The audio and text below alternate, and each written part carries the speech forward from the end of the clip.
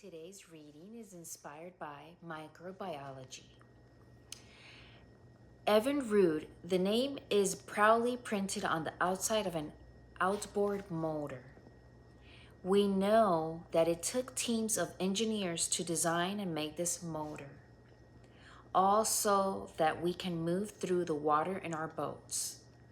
We can see the same marvelous motor engineering in miniature in the spinning flagellum, tiny hair-like structure of bacteria such as E. coli. How does a bacteria move through its watery environment? It uses a motor-driven propeller. This flagellum can stop, start, change directions, and go in reverse while spinning its propeller at up to 100,000 RPM, revolutions per minute. Bacterial motors are almost 100% efficient, while man-made electric motors are 75 to 95% efficient. When scientists examined this flagellum, they discovered the same parts that we see in a motor: a rotor, a stator, O-rings, bushings, and a drive shaft. 40 different proteins are used to assemble this little motor. These flagellum motors are so tiny that 8 million of them would fit in the width of human hair, the ultimate in miniaturization. Whoa.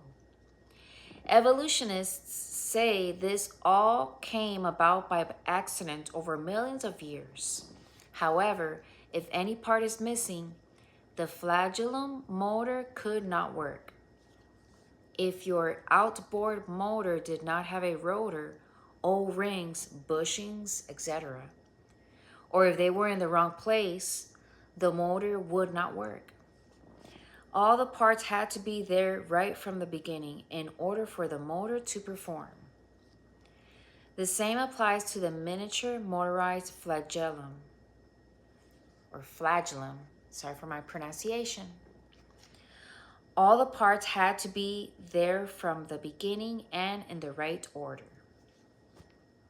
So this summer, as you putter around the lake with your outboard motor, think of the bacteria puttering around in its watery environment with its own built-in motor that was designed by God.